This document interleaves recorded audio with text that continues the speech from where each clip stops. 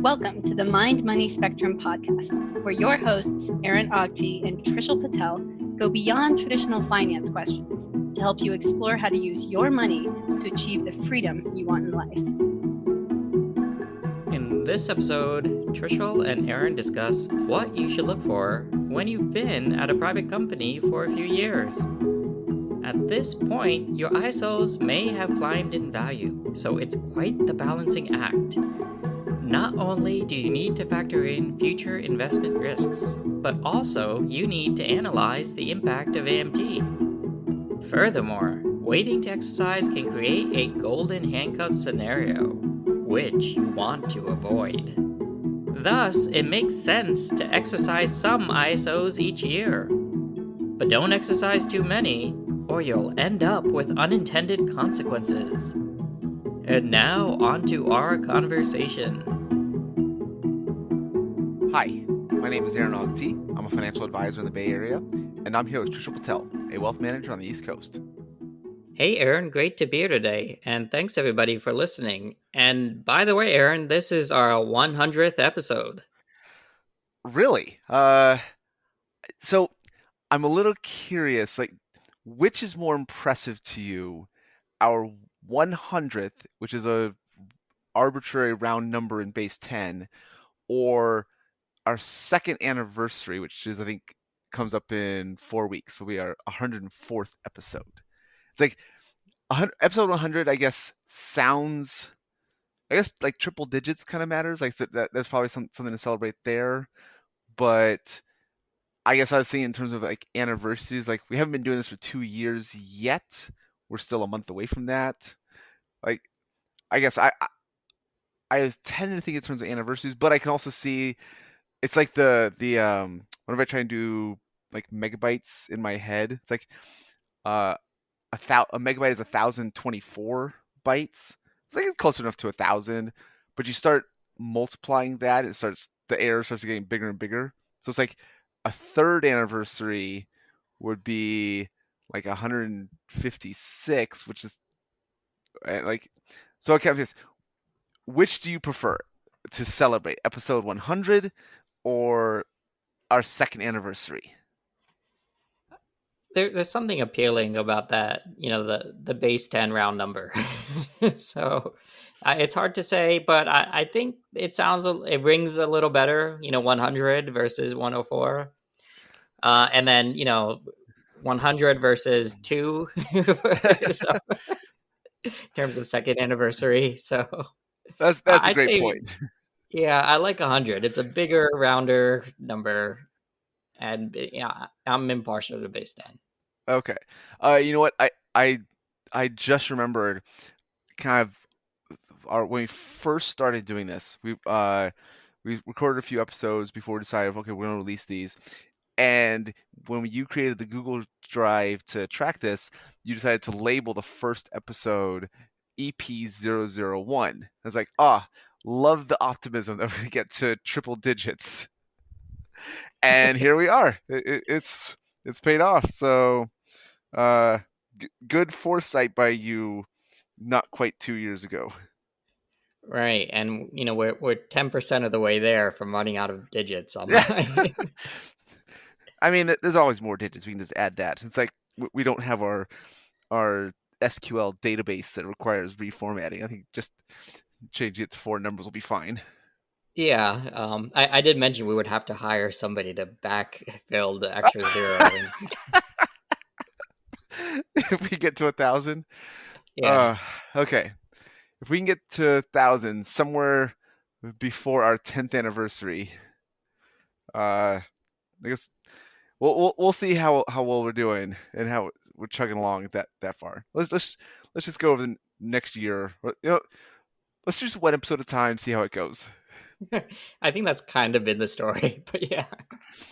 Okay, so last week we talked about ISOs and when you first started a company, what should you be looking for? And the big factor is that your strike price equals the fair market value. So it could be really early stage and the cost is really low. Could be kind of a little bit middle stage, or early but not super early, where the cost starts to become a factor, but AMT isn't a concern. Today, we're going to kind of imagine that you started a couple years ago, you received a grant of ISOs, you might even receive a second grant of ISOs at a higher strike price. And so now you have kind of some bargain element built in. So we'll say you started when the share price was $1 and you received $100,000 options, and now the exercise price is, or the fair market value is $5. So you got a second grant of 50,000 ISOs with an exercise price of $5.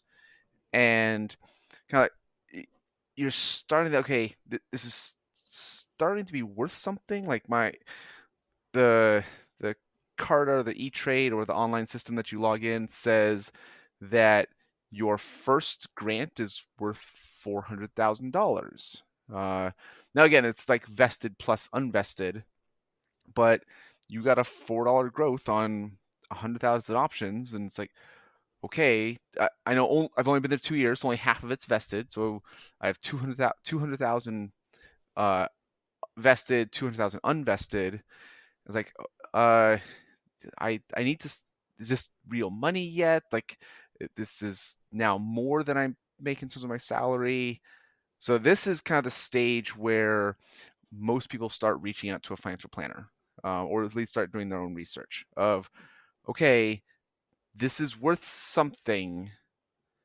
It might still not be worth anything down the road, but I think there's something, and I need to start kind of planning for potential outcomes. So given that scenario, do you have any quick thoughts or anything you want to add to our nice visual picture of you've been at this company for 2 years now? Now, I'm looking forward to this conversation. I was in a similar position with not ISOs, but NQSOs with a firm, in a few years into the position. And it was at the point where, I had some pretty tough decisions to make about should I exercise or not. And, frankly, this was a firm where, I just started. I didn't really think too much about the options until we got to the point where we had to exercise. And there was a pretty fair amount of bargain element built up. And, I felt like I was starting from scratch back then in terms of, what do you do? So, frankly, I'd tell myself to listen to this episode if I was in that position. So, you know what? That's a good point, that we've been focusing on ISOs, but we're now starting to get to that stage of your next grant might be a combination of ISOs and NSOs. Because again, you can only have $100,000 per exercise price vest each year. So we said from our first grant, you had 100,000 options, $1 per option, so it's 25,000 vests each year. Not a concern. But you've had 2 vests, so you still have another 25,000 coming this year, 25,000 next year from their first grant. Your second grant, let's say it's another 100,000. What did I say? 50,000? Can I do this math in my head or with my quick handy calculator? So we have 50,000 options, all same vesting schedule. So we have 12,500 vesting this first year, but it's a $5 strike price. So now, so in this example, 50,000 options. The value vesting is 62,500 plus the 25,000 for the first time. So we're still okay. So you can still have all ISOs. But if you received a second grant of 100,000 ISOs, so now you have 25,000 options vesting in 1 year, and that's at $5. That's already over the $100,000. So that's 125. So even before considering our first grant. So that might be, okay, we can't actually give you 100,000 ISOs.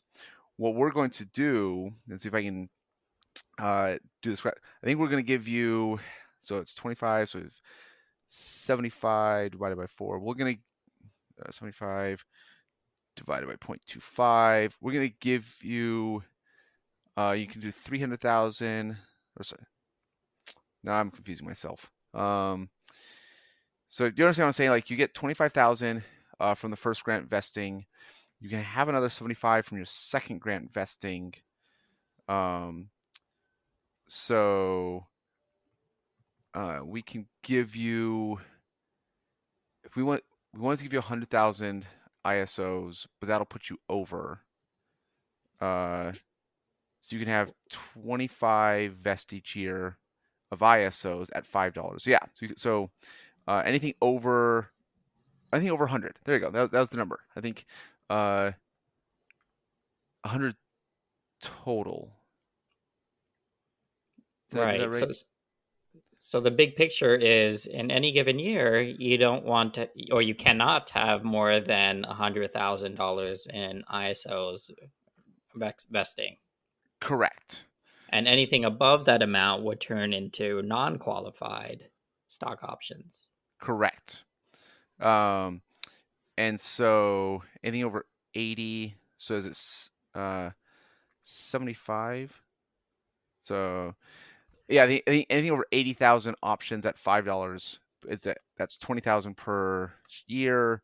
20,000 times $5 exercise is 100,000. So we can't even do 80,000. So you would probably get something like, they wanted to give you 100, but because of your first grant and the 25,000 that are vesting, you're going to get something like 70,000 ISOs and 30,000 NSOs.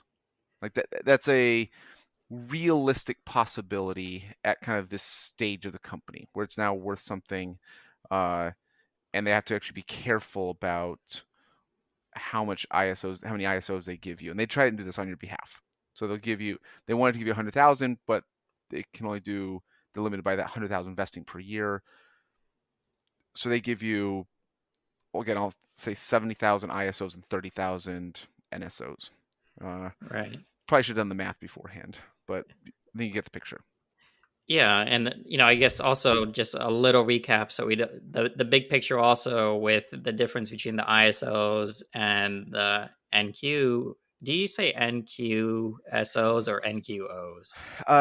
So I think mystockoptions.com was possibly the single best online resource for details and information on stock options. Calls it NQSOs. Okay. But most other people I see refer to them as NSOs and ISOs, just because it's a little easier to say. Also, this is like a small technical thing. They're also called non-statutory stock options. So that no one says NSSO, but Right. it's just kind of the non-qualified also fits with retirement plans, where you would consider anything in a retirement plan 401k IRA as qualified money. It's tax qualified, where it's met the qualifications to get certain tax benefits. Anything not in retirement plans is non-qualified. So a non-qualified investment account is just a regular brokerage account. You pay taxes on capital gains, dividends, interest, etc. So that's why non-qualified stock options is usually, or is often said, it's just kind of distinguishing between ISOs. ISOs have a tax qualification, there's a benefit. NQSOs is kind of just, there's no extra tax benefit. Right. I think that's why I like the NQ, non-qualified. I'm used to that term, and so that makes sense to me. And just so we have the main benefit out there, so it seems like with a non-qualified stock option, when you exercise, there could be a bargain element, and you would have to pay ordinary income tax on that. Yes. So again, NSOs, I'll keep saying NSO because this is a verbal medium, audio medium. So whatever is easier for me to say. You still don't owe taxes on grant. It's still, if you receive NSOs, you can still wait and see, just like with the ISOs, and you don't owe any money. You don't have to put any exercise costs. You don't owe any taxes. the taxes are based on when you exercise. So the bargain element, the difference, the spread between your fair market value at exercise and your strike price, is taxed as ordinary income. Also, there are withholding requirements. It's considered like compensation income, so there are payroll taxes on that money. So like, because that's a compensation benefit, you got to choose to wait and see if the company went up. The company did, so now you're getting to buy this stock at a much lower price. That is a employment benefit, or it's a form of employment compensation, so there are payroll taxes. So most of the time, kind of, I want to say rule of thumb or a default advice, but I don't like that with options. But most of the time with NSOs, you kind of wait until you're ready to sell the stock, where you're both kind of keeping the leverage and avoiding those taxes, because you're likely going to have to sell some of the stock anyways to pay the payroll taxes and the withholding requirements. So kind of you need, if you exercise, taking money out of pocket to pay those taxes is kind of adding to an unnecessary investment risk. So with NSOs, it's usually the case of waiting until the company is public before doing anything, where you can now sell some of the shares to be able to cover those taxes. With ISOs, you have AMT, but there's ways to manage around it. That's what we'll kind of talk about today. You can theoretically not have to pay any taxes, which kind of works out because you can't sell the shares anyways. So most of the time with NSOs, you're waiting until the company's public. You're probably waiting until you're ready to sell the shares anyways. Then you'll do an exercise and sell. It'll be taxed all as ordinary income. With ISOs, because to get the ISO benefit, you need to hold on to the shares 1 year from exercise. So you start planning out, okay, I might have AMT. How do I pay that AMT bill if I'm holding on to these shares for a year? And this is probably a good place to mention, like with ISOs, you can always treat them as NSOs. So what you can do what's called a disqualifying disposition. Basically, if you don't follow the rules, you lose the ISO benefit, and now they're a regular, non-qualified stock option. So in this case, if you sell the shares before 2 years from grant date or before 1 year from exercise, they're treated as an NSO. The other factor that'll come up a little bit in our conversation today is that if you're no longer an employee of the company, if for some reason the company lets you keep the option, but you're no longer an employee, you lose the ISO benefit. They would still be considered a non-qualified stock option. So ISOs are for employees only. They're not for contractors. They're not for any other kind of founder or investor. ISOs are for employees only. You do have to be a W-2 employee. So that's another kind of way that an ISO would kind of fall back into being an NSO. So yeah, you can either do a disqualified disposition, so by selling early, or you leave the company, you're no longer an employee. Those are two ways that an ISO would become an NSO.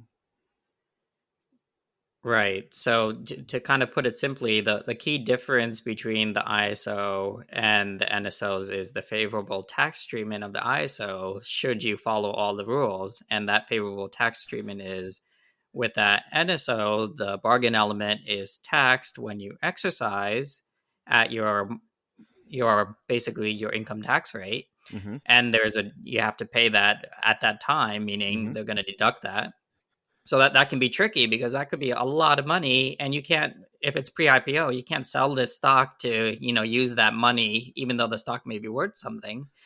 So you got to come up with that money, out of your own paycheck or your pocket to pay the taxes on something that you can't really liquidate. So that, Correct. that's one key thing. And then with the ISO, the benefit though is you don't have to pay those taxes when you exercise. And potentially when you do end up selling it, you could end up paying not your income tax rate, but your capital gains tax rate on that bargain element. So that Yep. those seem like two pretty nice benefits of trying to keep that ISO status. Yes. Yes. So, in general, again, like in our example, if we can, for California residents, reduce our combined effective, combined federal and state tax rate from 50% down to 35%. That's where we're getting that 15% savings on $1 million is a realistic possibility that actually has played out for several of my clients. So that's where we're Right. trying to save that $150,000 in taxes by maintaining the ISO status until we sell. And then, I guess just to throw in that there seems to be always an exception to any rule. I actually ended up exercising my NSOs soon after they vested. But, it's just one of those things where the strike price was so low and the 409A valuations were so low that the amount that I had to put up for the taxes wasn't that big of a deal. And it was just one of those things where, okay, I'll take the risk. I'll pony up for the strike price, which was less than a penny, and the taxes weren't that too much either at that point.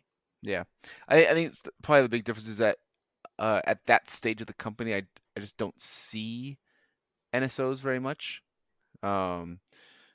Most of the time, my clients are receiving ISOs if it's fractional pennies per share and the bargain element isn't too big either. Right. So, It was tricky to figure out why all this was going on as an employee. And frankly, we did get a lot of questions. We did have a lot of questions, but the feedback from, the employers was generally, hey, you got to talk to a tax professional or an advisor if you want. every time I've talked to like an HR department or a company, they are so scared of providing tax advice or investment advice. Like Yeah, right. because I mean, you have to be licensed to do those. We are registered investment advisors to be able to provide investment advice, and these companies are not. So they are extremely hesitant. Um, these days, though, pretty much every company has a internal Slack channel that's either personal finance or stock tips or stock option advice. Like there are other employees that have no problem giving you advice on what you should do with your options. But I remember attending a presentation um, with a technology and the presenter was saying people were talking about the water cooler about what to do with their stock options, and I turned to the other advisors. It was a Zoom webinar. I put them in our Slack channels. Like no one's going to the office. Like no one does the water cooler. Everything's going over Slack. It's just that's the age that we're in now. Slack has replaced the water cooler for where you get your stock option advice. Interesting. So. I'm wondering, is water cooler talk generally monitored by an employer? Because I can imagine the Slack channel is. um, good point. I don't know. So I don't think the company. So I'm pretty sure the company's not liable for what an employee says in these, and I don't think the employees would be liable. Like they're saying, like, here's what I did, and why I did it. They're not giving advice specifically. So I don't think there's necessarily a compliance concern there, but Right. I hadn't thought about that. Well, I was just frankly thinking more about, water cooler talk. I imagine is more about gossip and stuff that the employer generally doesn't have Well, privy to. I'm guessing there are like gossip Slack channels too, That or that like don't just have supervisors on it. yeah, because I know there's a lot of private Slack channels. You can have a Slack channel with just 3 people, Oh, that's depending. interesting. So yeah, you'll have a Slack channel for your team. You'll have a company-wide Slack channel. You'll have different company-wide Slack channels on different topics. Ah, And so that's why I say it's a company-wide personal finance Slack channel. So there'll be some other Slack channel that they'll share the gossip on. For this one, they're coming with these specific questions. Oh, that's an interesting one. Okay, so it's a way to communicate without having to go through official channels like email or. Yeah, yeah. Right. Okay, So, I get it. I mean, there's a reason why Maybe, Slack as a company is doing pretty well. I, I think they IPO'd. I'm trying to think. I'm really curious now. Uh, so if you type in Google Slack IPO, first result, Slack's shares surged 48% over reference price in market debut. Yeah, they IPO'd, looks like 2019.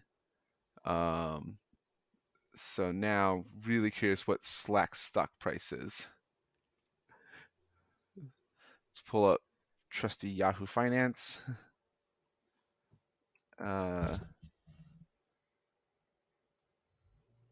What is? Oh, maybe they're not private yet, or maybe there's no IPO yet. Huh? I thought. Um,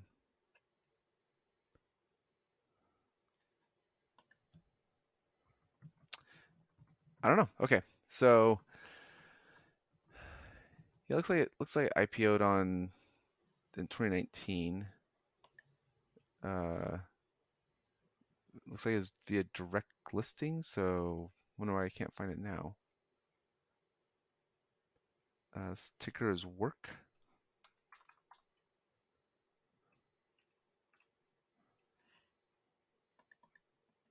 I'll have to look into this later. I don't know what happened. Was it bought by someone maybe? I see the ticker work as well. So, Does it have a current price? Did Microsoft buy uh, Slack?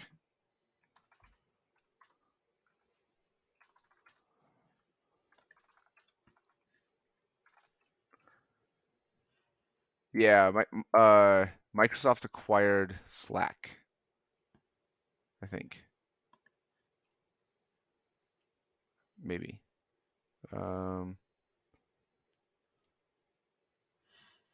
that's a problem when you have a ticker called work. It's hard to get yeah. sensible research on it. Google just thinks, yeah, synonyms for work. But I'm seeing a price of $45. Oh, okay. Yeah. And that's updated today or yesterday. Yeah, when I go to Yahoo Finance, I type in work in the symbols, it doesn't show up. Interesting. I see tries to show me workhorse group. Okay, anyways, let's go back to our topic for today. So, we're looking at internal Slack channels. We'll be giving you advice. So we're trying to give you better advice than the internal Slack channels. You're at a company, you received your first grant a few years ago. Now you received a second grant, but the fair market value is greater than the exercise. So now, unlike the NSOs, normally you don't have to pay taxes, but ISOs are one specific AMT preference item, alternative minimum tax. For the kind of primer, I'm going to use my hands, even though you can't see my hands, so I'll try and describe it. Most of the time, you pay a regular ordinary income tax. This is the normal tax brackets that you're used to. At the same time, and this would be a tax preparer or a TurboTax or a CPA, you also do a AMT calculation, the alternative minimum tax calculation. Most of the time, for most W-2 employees, their regular tax is greater than their AMT. So AMT is just not on their radar. They pay their regular tax. If your income starts to get high enough, or if certain deductions get phased out differently, then you might go into AMT. So things like state and local taxes are not deductible under AMT. It's usually not enough to be that big of a difference. I think you lose your standard deduction, or you lose. Yeah, I think you lose your standard deduction if you're not itemizing. Charitable deductions are affected differently. So it's a parallel calculation. Certain things are backed out, and then it's like, okay, we'll apply either 26 or 28% tax rate. So it's always done a parallel calculation. Most of the time, regular tax is higher, and you always pay the higher of the two. ISO exercise is one thing that consistently puts people into AMT. That your regular calculation at a certain level, the ISO exercise does not affect the regular calculation. It only increases your income subject to AMT. And so you're now paying 26, 28% on that higher level. So a large number of people, if they exercise a lot of ISOs, that's the year that they go into AMT. And sometimes over the last couple decades, this has been a big surprise, especially going back to the .com, where people would exercise ISOs, they'd get a huge tax bill. And unfortunately, the stock went down and they didn't have the money to pay their big tax bill. This did happen in around 99, 2000, 2001. So being aware of AMT is probably the first big thing. Just you have to know, okay, if you exercise your ISOs, you might have an AMT bill. And I say might because so much thing like depends on if you're single, if you're married, filing jointly, depends on your other sources of income, depends on your deductions, depends on how many ISOs you exercise.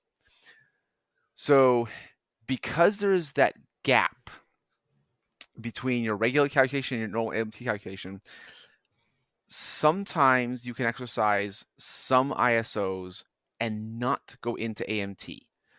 The ISO bargain element that you've added to the AMT calculation is still less than your regular calculation. Most of the time, if you're exercising a lot of ISOs, it's more. So you start to have this kind of conversation where, okay, I have my 100,000 ISOs, I have a $400,000 bargain element. Pretty much consistently, if I exercise all of those, or even the 70 or the 50,000 that have vested, that's a $200,000 bargain element. That'll put you into AMT. Very roughly, depending on everything else, anything like the 10 to 50,000 of bargain element might trigger AMT if everything else is the same. So like that gives you an idea of the scale. If it's a private company and they have their W-2 salary, a couple $100,000, maybe they're married and so their household income's $300,000, they're probably the $200,000 of ISO bargain element is going to put them into AMT. So this would be a reason not to exercise their ISOs. That they don't have the extra cash lying around for a tax bill of something like 50 grand, or maybe it could be even more, it could be 60 grand, 70 grand. Because it's both. Also, the company's been around, so like it would cost them, in an example, 50,000 ISOs at $1. It'll cost them $50,000 just to exercise the ISOs, and another $60,000, $70,000 in AMT. So they have this like $200,000 benefit. So $4 spread times 50,000 vested ISOs. So they have this 200,000 benefit, but it would cost them $120,000 to exercise. And they can't sell the stock because it's still a private company. So they can't sell the 200,000. They can't sell their shares to pay it off. So like, where do you come up with $120,000 to do this? So this creates a scenario where most people like, okay, well, the company's growing. We're still a ways off from liquidity event. There's no IPO on the horizon. I'm just going to keep. I've been kind of waiting and seeing if it's going to grow, and I don't want to spend 50 grand on the exercise plus 70 grand on AMT. So I'm just going to kind of wait and see. So now this kind of can kind of build up. And so a couple years go by. So now you have an even, let's say the company grows a little bit more. There's even more bargain element that's grown. And because again, we mentioned ISOs are only for employees. Most companies for a long time, if you left the company, you have 90 days to exercise your ISOs or you lose them. Now we're starting to see companies change plans a little bit. Some companies will say, okay, you can keep your options for 3 years after you leave, or you can keep them for the duration of your expiration. So you have these options that they almost always have a 10-year expiration. That's pretty standard. And so you can keep these for 10 years. But even if that's the case, which is not a safe assumption, I'd say most companies still have a default. You have 90 days to exercise or you lose the options. So now, if you wanted to leave, even if you could keep them, again, because they're for our employees only, they convert to NSOs. So even if you did exercise, it's going to be increasing your tax bill. But most likely, I'd probably say it's still a majority, you'll lose the options completely. So you have this situation where, okay, I look at my Carta or my E-Trade and says I have $400,000 in value on these vested plus unvested options. I don't have the 120 grand to exercise, pay the exercise cost and the AMT for just the amount that's vested. And if so I kind of have to stay. Like I need a next job to make up for the lost equity compensation. And so you start getting into a golden handcuff situation where people are staying at companies because they have these because they have these vested but unexercised ISOs. And the bargain has started to really add up. So kind of can you imagine that situation? I'm trying to think. I've worked with a few clients and tried to kind of talk to them about this, but I am curious. Can you imagine like that feeling of seeing the value in Carter or E-Trade that says you have this much, but you have to stay at the company to be able to get it because you can't sell the shares yet? Yeah, that's a tough one, especially if you have something happen that's completely unrelated to the job and you have to move, relocate across country or something, and they don't offer remote options. Wow, what do you do? Yeah, and so I think one, knowing that this golden handcuff situation exists. So kind of like we talked about earlier, like just being aware of QSBS with super early stage. At this point, you just want to be aware of it. And sometimes, you know what, just gotta let it go. Okay. There are now companies that will try to help mitigate this. I know of one, it's called the ESO Fund. It's a private equity / kind of hedge fund where they will give you the $120,000 to pay for the exercise and for the AMT, so that you remove that golden handcuff situation. But if they're going to give you $120,000, they want a huge chunk of your options if it goes public. Right. Like this is a for-profit company. They are doing this, making this bet that the company's going to pay off, going to IPO down the road. They can wait it out. So they'll give you $120,000, but they're going to want something like $240 back, kind of thing. So, and there's different terms, like either a dollar amount that you'll owe them if it goes public, or like they might take the first 240, or they might take a third or a half of the upside of your options. So it's right. like, I guess that's better than nothing. But I mean, they're doing this for their own benefit, and you get a little bit of benefit. Like this is capitalism at work, kind of. Like, yeah, it's a kind of a win-win, and they're helping you with this situation, providing a service.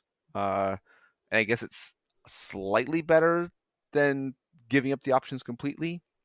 And there's a few others. I think Equity Zen is another one. So these services are starting to emerge, but it's all kind of like you're stuck between a rock and a hard place. So they can provide some benefit, but it's that idea of, okay, if I know these golden handcuffs exist, what are some of the actions that I can take? And the other, other factors I think about when clients are at this stage of the company is there's no liquidity event on the horizon. You see that value in E-Trade or Carta, but most clients consistently express the idea of it's still paper money. It's still like, okay, maybe, but we still can't spend it, so it doesn't impact their lifestyle. They still are saving their 401k. They're earning their salary. They're still kind of, most people do a pretty good job of like, I hope this pays off, but I I, I I'm not depending on it at all. Like, if I get anything of this, that'd be great. And most of my clients, they do a pretty good job kind of staying grounded and kind of keeping that mentality of, okay, it's most likely not going to do anything, but maybe it does. And this tends to work pretty well because the investment risk really is that high. It's a lower risk than it was 2 years ago because the company's profitable. For the valuation to go up, it has to have revenues, and it may or may not be profitable, but it's definitely getting closer.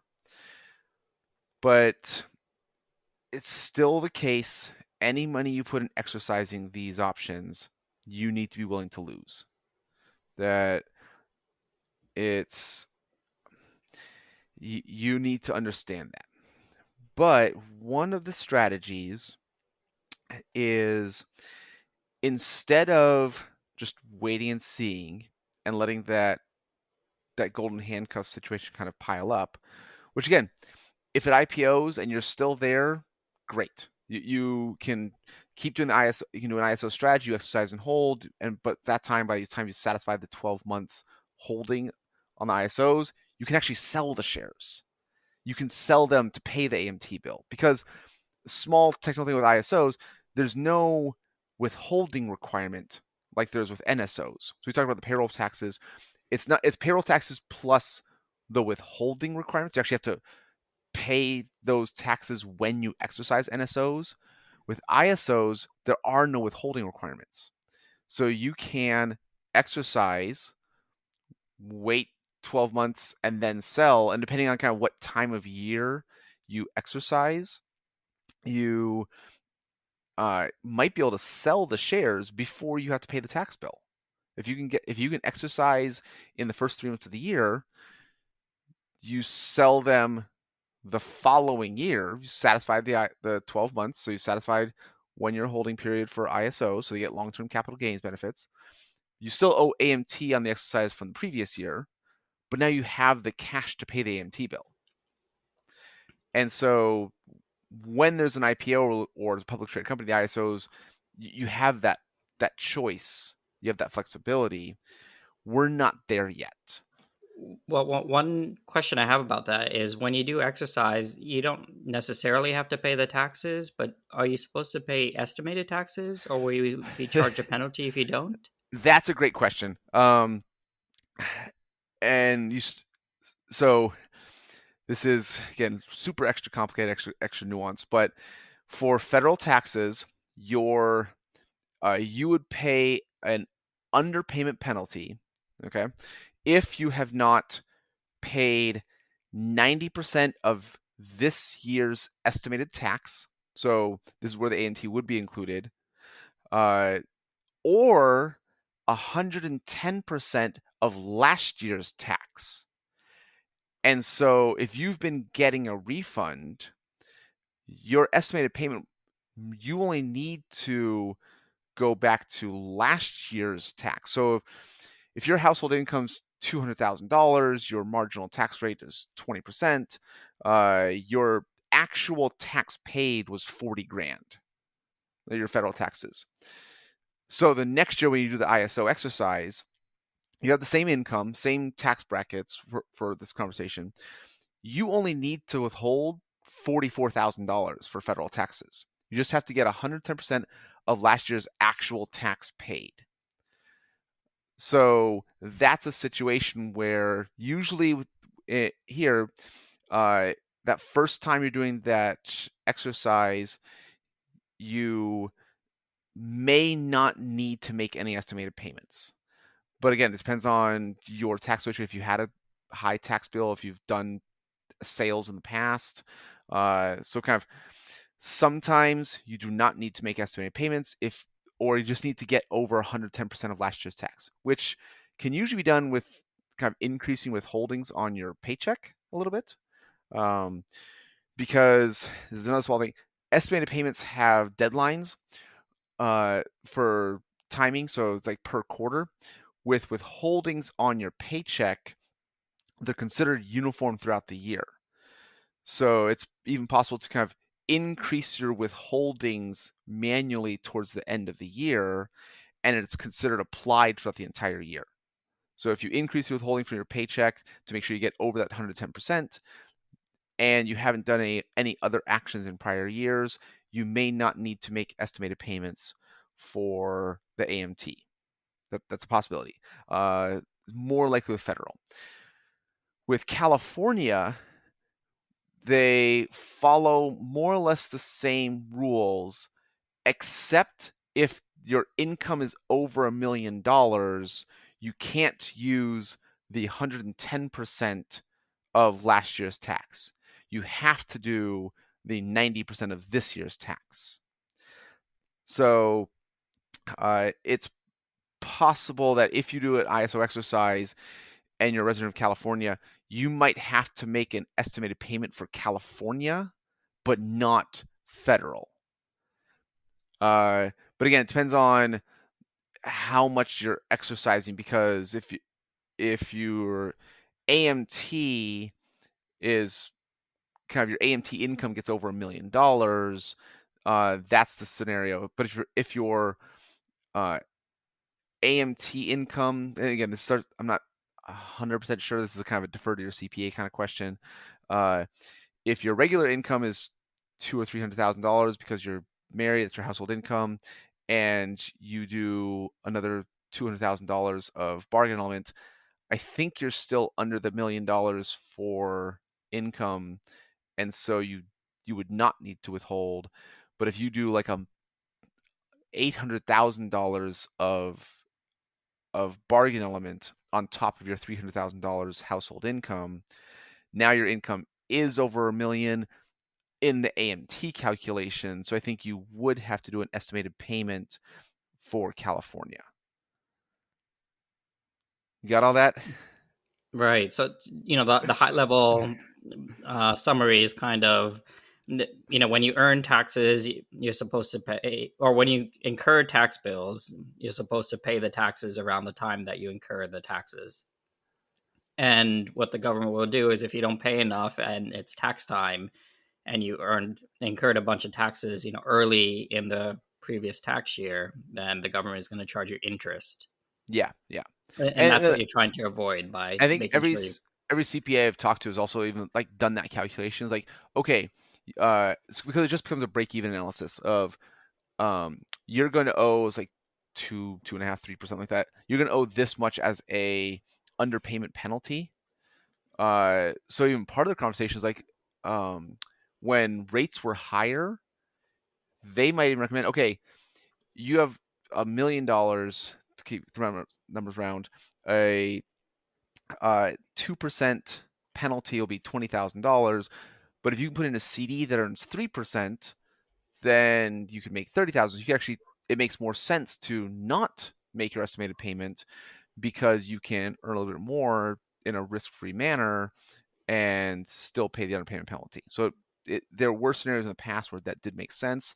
Now with interest rates so low, that's less likely that you'll be able to earn more than the interest the IRS charges in a kind of a risk-free manner. And in general, if you know the tax bill is coming up, you don't want to take any risk with that money. You're not going to put in something that could go down. So right. that's most CPAs I know, they'll give you that number and kind of present it from that perspective where like you can pay the underpayment penalty. You don't necessarily need to avoid it, but it's just like, okay, how much does it cost, and is it worth? Because sometimes like keeping that money in your bank account and having that liquidity, either as a reserve or you can use it as a down payment on the house, or you need to have it there to help qualify for a loan. Like there can be other reasons you want to leave that sitting in cash in your account, and you'll just pay the underpayment penalty.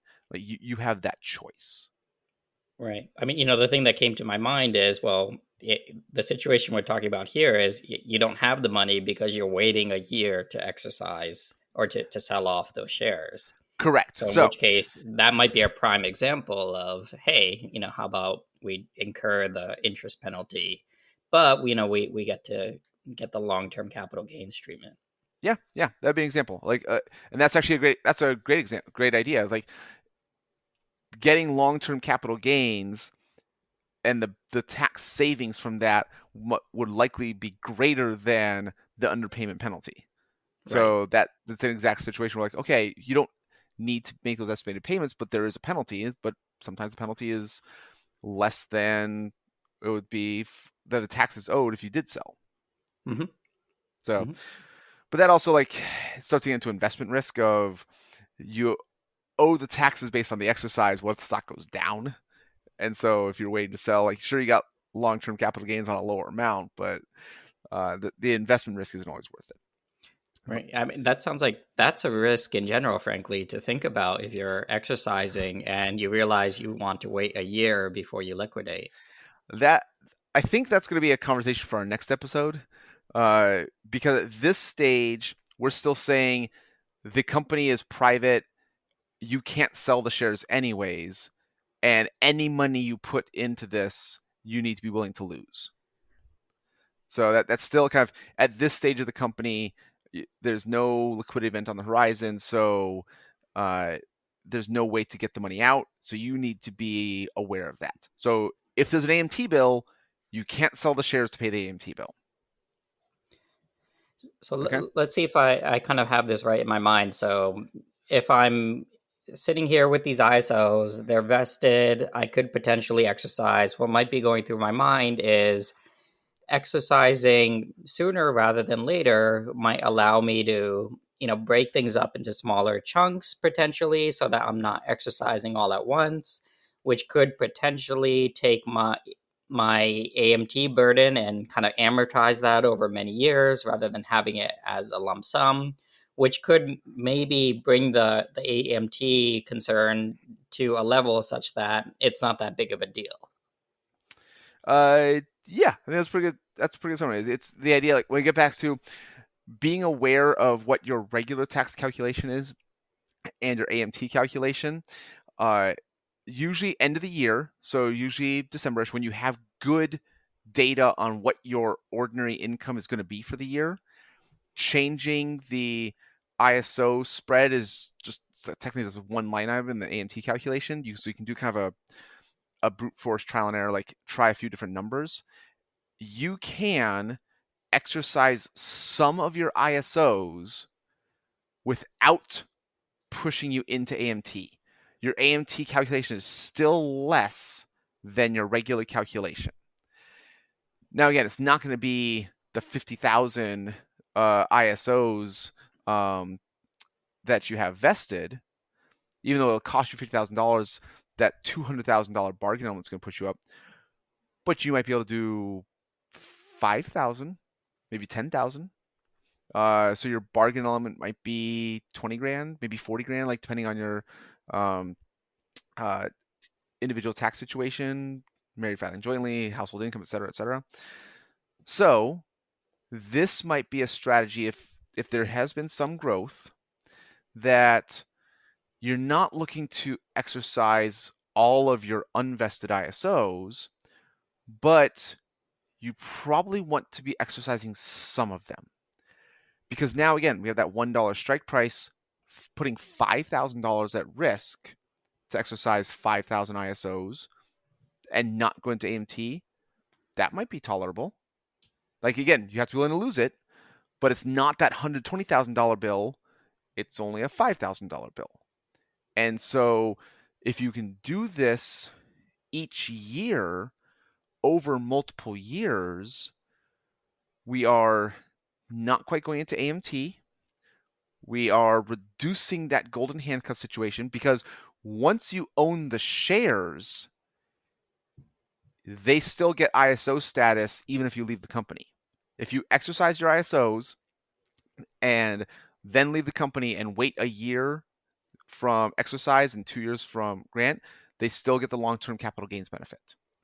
So owning the shares kind of reduces that golden handcuff situation. Investment risk is still high, so you have to be willing to lose this money, but we haven't put so much money at risk that you can't afford to lose it. We're kind of reducing that AMT concern. We're also we're doing the shares that have a little bit less leverage anyways. So we're not doing the grant that was a $5 exercise price and $5 strike price, or $5 exercise price at $5 market value, your second grant, because there we still have a lot of leverage. The cost is much higher. So even though it won't be an AMT, like doing 5,000 at $5 per share just costs you 25 grand instead of 5 grand. But there's less leverage in holding on to the options. So this tends to be one of the recommendations that I give to clients who are at pre-IPO companies. They have ISOs. The company's gone up a little bit. They've been there for a couple of years. And I say that kind of as a financial planner, I can get close in terms of how many to exercise and kind of help them put together the strategy. I'll actually tend to recommend they also hire a CPA to get really precise with the calculation. Because if they give the CPA good data on both income and on the options, the CPA can say, you can absorb $22,000 of ISO spread without going into AMT. Okay, we're going to exercise enough based on fair market value, because the 498 doesn't change that often. And we know we can kind of calculate what the spread is. Okay, so we can, at 22,000 of spread, was my example, we can do, I said $4 per share. We can do 5,500 shares. That's kind of our example. So this tends to be the recommendation that I'm giving to clients at pre-IPO companies where the company has, like, they can't sell them yet, but they take on a little bit of investment risk, reduce the golden handcuff situation, still not going into AMT. So just so I'm not missing the big picture, is that the primary reason why with ISOs you would want to exercise early? The fact that you want to manage this AMT concern, and the slight other notion is you get to get past the disqualifying disposition concern sooner rather than later. Are those the two key things? Pretty much, yeah. It's this kind of like going back to our last episode. If you're going to exercise them super early, there's no AMT concern. You reduce that golden handcuff situation, but you're trying to balance. You don't want to do too much because this is still money that you have to be willing to lose. And so, like, by waiting a little bit, you get to see, yes, the company has grown. So there's a little more confidence that will pay off. Whereas when you first start, the odds the company grow and actually pay off are still pretty low. So we kind of have a little bit more confidence that the company might pay off. We're not putting too much money at risk, and we're reducing that AMT concern and the golden handcuff situation that might come up. So the middle state is more of a balancing act between the two. Early on, it's still really, really high investment risk, even though we're not worried about AMT. Here, it's less investment risk. We're putting some of our own money at risk. We're still not doing everything. Like, again, you have 50,000 vested. We're only doing 5,000. So still most of it is going to be unexercised. But if you do a little bit each year, then it can help over time. Right. Good stuff, Aaron. So this is kind of the first, like, complex, nuanced conversation I have with ISOs with clients. I think our next episode we're going to go into when a liquidity event is on the horizon, whether it's via tender or acquisition or even an IPO or a direct listing. And so maybe now you are willing to pay those bigger AMT bills, and also like AMT credit starts to come into play. So I think that's going to be a whole other episode as we get closer to an IPO. That sounds great, Aaron. I really enjoyed the conversation today. Yeah, it's again, I love talking to clients about this. I really do have fun and trying to help them. Again, it's always their lifestyle first perspective. It's always like, okay, I don't want you to feel stuck at this company.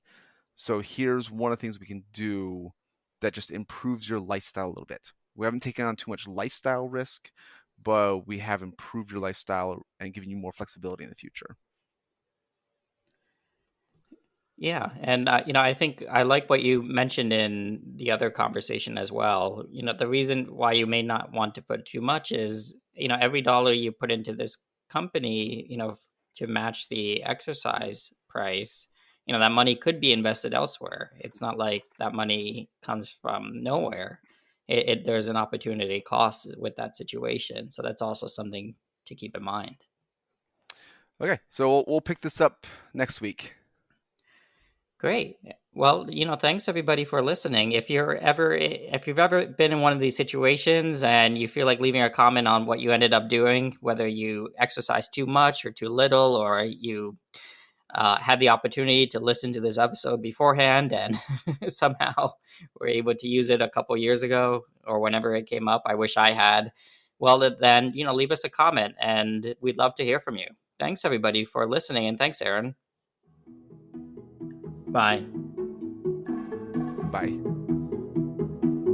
We appreciate you joining us today for this episode of the Mind Money Spectrum podcast. Be sure to visit mindmoneyspectrum.com to access the entire library of episodes. Remember, it's not black and white, but the wide spectrum of gray area where you get to pursue the freedoms you want in life. Opinions voiced in this material are for general information only and are not intended to provide specific advice or recommendations for any individual.